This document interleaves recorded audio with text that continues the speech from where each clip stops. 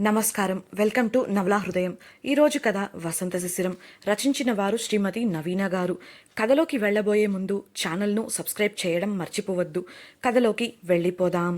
శోభనం గదిలో తనకు ఇష్టం లేదంటున్నా వినకుండా వసంత్ తనను బలవంతం చేస్తున్నట్లు కలకని బాగా భయపడిపోతుంది శిశిర. ఆమె పీడకల కన్నది అని తెలిసి ధైర్యం చెప్తాడు వసంత్. ఉష ద్వారా శిశిరకు ఒక రౌడీతో పెళ్లి అయిపోయిందని తెలుసుకుంటుంది ఉమ. శిశిర గురించి ఉష తప్పుగా మాట్లాడేసరికి తనలో అప్పటికే శిశిర గురించి ఉన్న బాధ కోపంగా మారి చెంప పగలగొట్టి అక్కడి నుంచి వెళ్ళిపోతుంది ఉమ.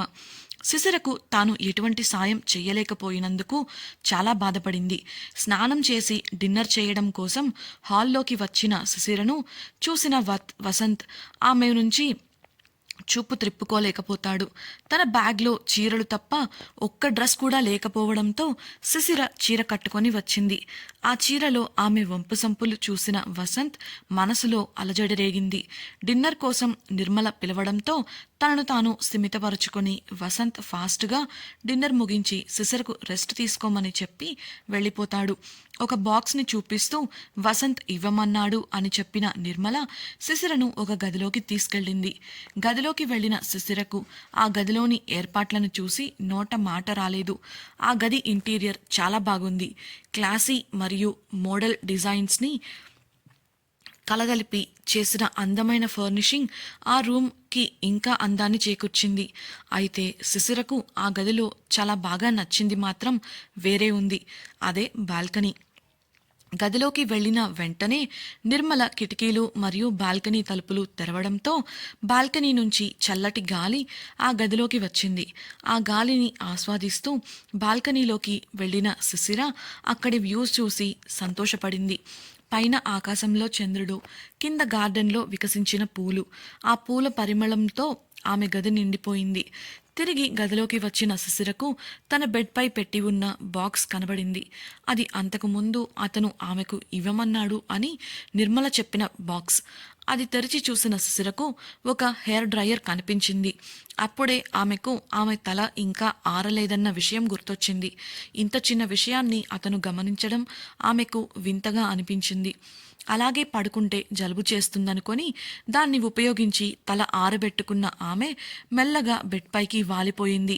లైట్లన్నీ ఆఫ్లో ఉన్నప్పటికీ బయట నుంచి వస్తున్న చంద్రకాంతి నేరుగా ఆ బెడ్ పై పడుతుంది.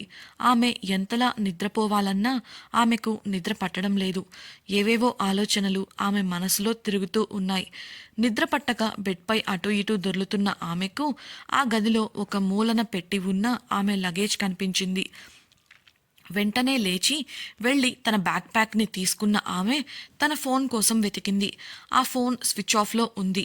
వెంటనే ఛార్జ్ పెట్టి స్విచ్ ఆన్ చేసిన ఆమెకు 50కు పైగా మిస్డ్ కాల్స్, 120కు పైగా మెసేజెస్ కనిపించాయి. వాటిలో దాదాపు చాలా వరకు అన్నీ ఉమ నుంచే. అయ్యో, నాన్న ఫోన్ తీసుకోవడం వల్ల ఉమను కాంటాక్ట్ చేయలేకపోయాను. అది ఎంత టెన్షన్ పడుతుందో ఏమో. ఇప్పుడే మాట్లాడాలి అనుకుంటూ ఉమకు ఫోన్ చేయబోయిన ఆమెకు ఇప్పుడు ఫోన్ చేస్తే ఇక్కడ జరిగిందంతా చెప్పాలి. అనవసరంగా ఇవన్నీ చెప్పి దాన్ని ఎందుకు బాధ పెట్టడం అని అనిపించింది. ఏమీ చెప్పకపోతే తనకు ఏమైందో అని టెన్షన్ పడుతుంది. చేస్తే ఇవన్నీ చెప్పి బాధ పెట్టాలి. ఒకవేళ కాలేజీకి ఎప్పుడు వస్తున్నావు అంటే ఏం చెప్పాలి? ఇలా వేవేల ప్రశ్నలు ఆమెను చుట్టుముట్టాయి. ఇంతలో ఆమె ఫోన్ మోగింది. నుంచి కాల్ వస్తుండటంతో ఏదైతే అది అన్నట్లుగా ఫోన్ లిఫ్ట్ చేసిన శిశిరకు బాధ, కోపం నిండిన స్వరంలో మాటలు వినిపించాయి. చెప్పా పెట్టకుండా పెళ్లి అరేంజ్ చేస్తే పారిపోయి రాలేకపోయావా అని కోపంగా అడిగింది ఉమ. షాక్ అయిన శిశిర నీకెలా తెలుసు అని అడగగా ఉమ జరిగిన విషయం చెప్పింది. అలాంటి రౌడీ వెధవతో ఉండటం అవసరమా? నేనిప్పుడే వచ్చి నిన్ను తీసుకొచ్చేస్తాను అన్న మాటలకు శిశిర పేలవంగా నవ్వింది. పిచ్చేమన్నా పట్టిందా? ఆ గిరిధర్ని పెళ్లి చేసుకునేసరికి మతికాని పోయిందా ఏంటి అని అడిగిన ఉమ ప్రశ్నకు లేదు, నాకు ఆ గిరిధర్తో పెళ్లి జరగలేదు, వేరే వాళ్లతో జరిగింది అని శిశిర చిన్న స్వరంతో అనగానే అదేంటి, పత్రికలో గిరిధర్ అని ఉంది కదా అని అడిగింది ఉమ. దాంతో శిశిర జరిగినదంతా వివరించి ఇప్పుడు తాను కూడా వైజాగ్లోనే ఉన్నానని విషయం చెప్పింది. అడ్రస్ చెప్పు, నేను ఇప్పుడే వస్తాను అన్న ఉమతో, వద్దు, వీళ్ళు చూడబోతే చాలా పవర్ఫుల్ ఫ్యామిలీలా ఉన్నారు, నువ్వు అనవసరంగా చిక్కుల్లో పడకు అని వారించింది శిశిర. అసలెవరు వాళ్ళు అని అడిగిన ఉమకు శిశిరకు ఏం చెప్పాలో అర్థం కాలేదు. తనకు ఎలాంటి సమాధానం ఇవ్వని శిశిరను, మౌనంగా ఉన్నావేంటి, వాళ్ళెవరు అని మళ్ళీ అడిగింది ఉమ. ఏమో తెలియదు అని సమాధానం ఇచ్చింది శిశిర. ఆ మాటకు ఉమ షాక్ అయింది. తెలీదేంటే, ఎవరో తెలియకుండా ఎలా చేసుకున్నావు అనగా, మరో దారి లేదుగా అని సమాధానం ఇచ్చింది శిశిర. ఉమకు ఏం మాట్లాడాలో కూడా అర్థం కాలేదు. కాసేపు వారి మధ్య మౌనం రాజ్యమేలింది. ఉమనే కల్పించుకొని, ఇంతకీ అతను ఎలాంటివాడు, నిన్నేమైనా ఇబ్బంది పెడుతున్నాడా అని అడగగా, తెలియదు, ఇప్పటి వరకు అయితే బాగానే ఉన్నాను కానీ అంటూ చెప్పడం ఆపేసింది శిశిర. కానీ ఏంటే అని అడగగా, ఏమో తెలియదు, భయంగా ఉంది అంటూ ఫోన్లోనే ఏడ్చేసింది శిశిర. ఆమె ఎంత వద్దనుకున్నా ఏడుపు ఆగలేదు. ఆమె ఏడుపుని విన్న ఉమకు కూడా కన్నీరు ఆగలేదు. ఇంతలో తనను తాను సంభాళించుకున్న శిశిర, బహుశా నేనికపై కాలేజ్కి రాలేనేమో, ఇక్కడితో నా కలలకు కళ్ళెం పడింది, ఎప్పుడూ అనుకోలేదు ఇలాంటి రోజు వస్తుందని అని అంది. ఒకసారి అతనితో మాట్లాడి చూడవచ్చు కదా అని అడిగిన ఉమతో చిన్నగా జీవం లేని నవ్వు నవ్వి, నా గురించి చిన్నప్పటి నుంచి పూర్తిగా తెలిసిన వాళ్ళు కూడా నన్ను తమ ఇంటికి రావడానికి అంగీకరించలేకపోయారు. అలాంటిది ఇతను ముందుకు వచ్చాడంటే ఆ గిరిధర్లానే నాన్న నుంచి ఏదో పొందాలని ఈ పెళ్లికి ఒప్పుకున్నాడు తప్ప నాలాంటి అమ్మాయిని ఎవరు పెళ్లి చేసుకుంటారు చెప్పు అని అడిగింది శిశిర. నీలాంటమ్మాయి ఏంటి, వాళ్ళు అనుకునేదంతా నిజం కాదు కదా అన్న ఉమ ప్రశ్నకు, అది ఎవరికీ తెలియదు కదా, సమాజం దృష్టిలో నేను ఒక చెడిపోయిన ఆడదాన్ని అని సమాధానం ఇచ్చింది శిశిర. అలా అనొద్దు, నువ్వు అలాంటి అమ్మాయి కావు, నాకు తెలుసు నీ గురించి అని బాధగా అన్న ఉమ మాటలకు చిన్నగా నవ్వింది శిశిర. ఉమ మాట్లాడుతూ, ఒకసారి అతనితో మాట్లాడి చూడు శిశిర, ఏమో ఒకవేళ ఒప్పుకుంటే అని అంది ఆశాజనకంగా. ఆ మాటకు శిశిర, అలా ఏం జరగదులే, అసలు అతని ముందుకు వెళ్ళాలంటేనే ఇబ్బందిగా ఉంది, అదోలా చూస్తున్నాడు, అయినా ఇదంతా వదిలే, నేను ఇప్పుడు బాగానే ఉన్నాను, టెన్షన్ పడకు అని ధైర్యం చెప్పింది శిశిర. ఆమెకు ప్రస్తుతం పెళ్లిలో తన తండ్రి ఎదుర్కొన్న పరిస్థితిని తలుచుకొని ఇకపై అతనికి అటువంటి పరిస్థితి రానివ్వకూడదు అని అనుకుంది. అతనిపై కోపం ఉన్నప్పటికీ ప్రస్తుతం అతను అలా చేయడానికి తన అజాగ్రత్త కూడా కారణమే. దాంతో మరోసారి అలాంటి పని చేసి అత్తవారింట్లో తన తండ్రికి తలవంపులు తీసుకురాకూడదు అని అనుకుంది. ఎలాగో సర్దుకుపోదాం అని నిశ్చయించుకొని తన తల్లి మాటలను మరోసారి మననం చేసుకుంది. అలా కాసేపు మాట్లాడిన తర్వాత ఎప్పటికో నిద్రలోకి జారుకుంది శిశిర. ఉదయాన్నే నిద్రలేచి వర్కౌట్ ముగించుకున్న వసంత్ టెర్రస్ పైనుంచి తొంగి చూడగా శిశిర గది బాల్కనీ తలుపు మూసేసి ఉంది. ఆమె ఇంకా లేవలేదని అర్థం చేసుకున్న అతను నేరుగా తన రూమ్కి వెళ్ళిపోయాడు. ఆఫీస్కి వెళ్ళడానికి రెడీ అయ్యి బయటికి వచ్చిన అతను బ్రేక్ఫాస్ట్ కోసం డైనింగ్ టేబుల్పై కూర్చున్నాడు.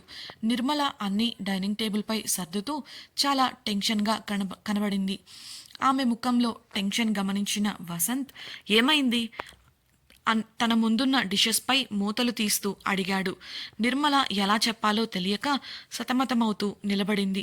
మూత తీయగానే ఆ వంటకాల గుమగుమలు అతని ముక్కుని తాకాయి.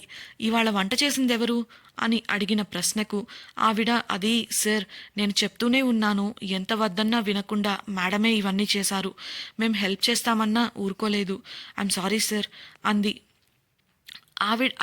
ఆవిడ మాటలు వింటూనే శిశిర కోసం వెతుకుతున్న వసంతకు కిచెన్ డోర్ చాటున నిలబడి ఆమె నీడ కనిపించింది. వంట చేయడం మాత్రమేనా, మీ మేడంకి వడ్డించడం రాదా అన్న వసంత్ మాటలకు నిర్మల ఊరటగా ఫీల్ అయితే వంటగదిలో ఉండి ఆ మాటలు వింటున్న శిశిరకి టెన్షన్ పెరిగిపోయింది. ఆ కల వచ్చినప్పటి నుంచి అతని ముందుకు వెళ్లాలంటేనే ఆమెకు భయంగా ఉంటుంది. ఇప్పుడు అలా అని ఆలోచిస్తున్న శిశిరకు నిర్మల వచ్చి సార్ రమ్మంటున్నారని చెప్పడంతో చేసేదేం లేక ఆమె వెంట వెళ్ళింది. భయంగానే వెళ్ళి వసంత్కి ఫుడ్ వడ్డించడం మొదలుపెట్టింది. ఆమె వడ్డించడం మొదలుపెట్టగానే ఆ చుట్టుప్రక్కల పనిచేస్తున్న పనివాళ్లంతా అక్కడి నుంచి వెళ్ళిపోయారు. దాంతో ఆమెకు భయం ఇంకా పెరిగింది. ఆమె చేతి వంట రుచిగా ఉండటంతో తృప్తిగా బ్రేక్ఫాస్ట్ పూర్తి చేసిన వసంత్ చేయి కడుక్కుంటూ, అంతా బాగుంది కానీ ఇంతెందుకు వండావు అని అడుగుతుండగా అతని ఫోన్ మ్రోగింది. లిఫ్ట్ చేసిన వసంత్ అత్యవసరంగా బయలుదేరాల్సి రావడంతో వేగంగా అక్కడి నుంచి వెళ్ళిపోయాడు. శిశిర అన్నింటినీ మర్చిపోయి ఒక సాధారణ గృహిణిగా బ్రతకాలనుకుంటుంది. అందుకే ఆమె తల్లి చెప్పినట్లు అన్ని పనులను చేస్తుంది. చిన్నప్పటి నుంచి తన తల్లిని చూస్తుండటంతో ఆవిడని ఆదర్శంగా తీసుకొని ఇలాంటి నిర్ణయం తీసుకుంది శిశిర. ఇంటి పనులు సవ్యంగా చేస్తే అత్తవారింట్లో ఇబ్బంది పడను అనుకొని ఆ పనులను ఒకదాని తర్వాత ఒకటిగా ఎవరు వద్దన్నా వినకుండా చేసి పెట్టేసింది. Smart work group main branch ఆఫీస్కి చేరిన వసంత్ క్యాబిన్లోకి వెళుతుండగా అక్కడ చాలామంది ప్రైవేట్ సెక్యూరిటీ ఉండటం గమనించి కిషోర్ వైపు చూశాడు. కిషోర్ మాట్లాడుతూ, వాళ్లకు ప్రైవేట్ ఆర్మీ ఉంది, టాప్ మోస్ట్ పవర్ఫుల్ ఫ్యామిలీ, చాలా జాగ్రత్తగా హ్యాండిల్ చేయాలి. ఉదయాన్నే వచ్చేశారు, నిన్ను కలవాలి అంటే అపాయింట్మెంట్ ఉండాలి అని చెప్పినా వినలేదు. వాళ్ళ ప్రైవేట్ ఆర్మీని వాడి మన బ్రాంచ్ని వాళ్ళ సెక్యూరిటీ కంట్రోల్లోకి తీసుకున్నారు. ఎంత ట్రై చేసినా వెళ్ళట్లేదు. నిన్ను కలిసే వరకు వెళ్ళేది లేదని భీష్మించుకొని కూర్చునేసరికి నీకు కాల్ చేయక తప్పలేదు అని చెప్పాడు. వసంత్ క్యాబిన్లోకి వెళుతుండగా ఆపిన కిషోర్, వసంత్, డేవిడ్ని లైన్లోకి తీసుకోనా అని అడుగుతాడు. కాస్త ఆలోచించిన వసంత్, చూద్దాం, ముందు నేను చూసుకుంటా, అవసరమైతే చెప్తాను అని చెప్తాడు. అలా తన క్యాబిన్లోకి వెళ్లిన వసంత్కి ఒక 75 ఏళ్ల వృద్ధుడు సోఫాలో దర్జాగా కూర్చొని కనిపించాడు. అతడి వయస్సు 75, కానీ అతడు అలా కనిపించకుండా 60 ఏళ్ల వాడిలా కనబడుతున్నాడు. అతని దుస్తులు, ఆహార్యం గమనించిన వసంత్కి అతనే కిషోర్ చెప్పిన వ్యక్తి అని అర్థమైంది. రాయల్గా నడుచుకుంటూ వెళ్ళి తన సీట్లో కూర్చున్న వసంత్, మీకేం కావాలి అని గంభీరంగా అడిగాడు. కోసం ఉట్టిపడే నడకని, టీవీని చూసిన ఆ వ్యక్తి ఆశ్చర్యపోయాడు. అంతలా తన ఆర్మీతో ఆ బ్రాంచ్ని కంట్రోల్లోకి తీసుకున్న వసంత్ కళ్ళల్లో కాస్త కూడా భయం కనిపించలేదు. అతను సోఫాలోంచి లేచి వసంత్ వైపుగా నడిచాడు. అతనిని గమనించిన వసంత్కి పెద్దగా ప్రమాదం లేదు అని అర్థమై అతని వయసుకు ఇవ్వాల్సిన గౌరవంతో లేచి నిలబడ్డాడు. ఉదయం నుంచి చాలా పని ఉండటం వల్ల ఆ పనులన్నీ పూర్తి చేసుకొని చాలా ఆలస్యంగా ఇంటికి చేరాడు వసంత్. తన గదిలోకి వెళ్ళబోతున్న అతనికి డైనింగ్ టేబుల్పై కునికిపాట్లు తీస్తూ అరనిద్రలో ఉన్న శిశిర కనిపించింది. టేబుల్ దగ్గరకు వెళ్ళి చూసిన అతనికి ఆమె తన కోసం ఎదురు చూస్తూ అలా తినకుండా నిద్రపోకుండా ఉండిపోయింది అని అర్థమైంది. తన కోసం ఒకరు ఇలా ఎదురు చూడటం అతనికి సంతోషాన్ని కలిగించినప్పటికీ ఆమె తన కోసం ఇబ్బంది పడటాన్ని తట్టుకోలేకపోయాడు. తట్టగానే లేచిన శిశిర నిద్ర నిండిన కళ్ళతోనే తడబడుతూ, భోజనం సిద్ధంగా ఉంది, వడ్డిస్తాను అని టేబుల్పై సర్దడం మొదలుపెట్టింది. చేతులు కడుక్కొని వచ్చి కూర్చున్న వసంతకు ప్లేట్లో భోజనం వడ్డించి ప్రక్కనే నిలబడింది. ఆమె చేతిని పట్టుకున్న వసంత్ తన ప్రక్కనే ఉన్న కుర్చీలో కూర్చోమని చెప్పి ఆమె ముందు ప్లేట్ పెట్టాడు. అతను వడ్డించబోతుండగా అతని చర్యలను అర్థం చేసుకున్న శిశిర తనే వడ్డించుకొని తినడం మొదలుపెట్టింది. అతను ఆమె చేతిని పట్టుకోగానే ఆమె నిద్ర మత్తు వదిలిపోయింది. తింటూ, ఎందుకు ఇంత టైం వరకు వెయిట్ చేయటం, తినేసి పడుకోవాల్సింది కదా అంటూ చిన్నగా మందలించాడు. అయితే ఆమె మౌనంగా ఉంది తప్ప ఏమీ మాట్లాడలేదు. ఆమె మనసులో ఏదో ఉంది అని అనుకున్నాడు వసంత్. భోంచేశాక ఎవరి గదికి వారు వెళ్ళిపోయారు. నిర్మలను గదికి పిలిచిన వసంత్, శిశిర ఎందుకు అలా ఉంది, కాలేజీకి వెళ్ళిందా లేదా అని అడిగాడు. ఆమె చెప్తూ, వెళ్ళలేదు సార్, ఎందుకు అలా ఉన్నారో తెలియదు. ఉదయం లేచిన దగ్గర నుంచి ఇప్పటి వరకు వంట పని ఆవిడే చేశారు. ఆ పనులు చేయడానికి పనివాళ్లు ఉన్నారు అని ఎంత చెప్పినా వినలేదు. మీరు రావటానికి లేట్ అవుతుంది, తినేసి పడుకోమన్నా కూడా ఆవిడ వినలేదు అంటూ ఉదయం నుంచి జరుగుతుంది చెప్పుకొచ్చింది. ఆమె ఎందుకలా చేస్తుందో తెలుసా అని అడిగిన వసంత్ ప్రశ్నకు ఒక నిమిషం ఆలోచించి, ఉదయం ఎవరితోనో ఫోన్ మాట్లాడారు. తన పేరెంట్స్కి ఇబ్బందులు కలిగించే పనులు ఇకపై తను చేయనని, ఇక నా లైఫ్ ఇంతే అని చెప్పి బాధపడ్డారు. తన తల్లి చెప్పిన మాటలు విని ఆచరించినంత కాలం తనకు పెద్దగా సమస్యలు రావని, ఇక ఈ విషయం ఇక్కడితో వదిలేయమని ఎవరితోనో చెప్పారు అని చెప్పింది నిర్మల. ఆ మాటలకు ఆలోచనలు పడ్డాడు వసంత్. ఇంతలో సార్ మీరేమీ అనుకోకపోతే ఒక మాట అంది నిర్మల. ఏంటన్నట్లు చూసిన వసంత్కు మీది అనుకోకుండా జరిగిన పెళ్లి. ఒకవేళ మేడం మనసులో వేరే ఎవరైనా ఉన్నారేమో, వాళ్ళ అమ్మా నాన్నల కోసం ఇలా మిమ్మల్ని పెళ్లి చేసుకొని మీతో అడ్జస్ట్ కాలేకపోతున్నారేమో అని అనుమానంగా అంది. తప్పుగా మాట్లాడితే క్షమించండి, మీ మేలు కోరి ఇలా చెప్పాల్సి వస్తుంది అని చెప్పింది నిర్మల. అదంతా విని సరే అని చెప్పి ఆమెను అక్కడి నుంచి పంపించేసిన వసంత్ ఆలోచనలో పడ్డాడు. కాసేపటి తర్వాత అతనికి ఏదో అర్థమైంది. అంతలోనే అతనికి తట్టిన చిలిపి ఆలోచనకు తనలో తనే నవ్వుకున్నాడు. తెల్లవారింది.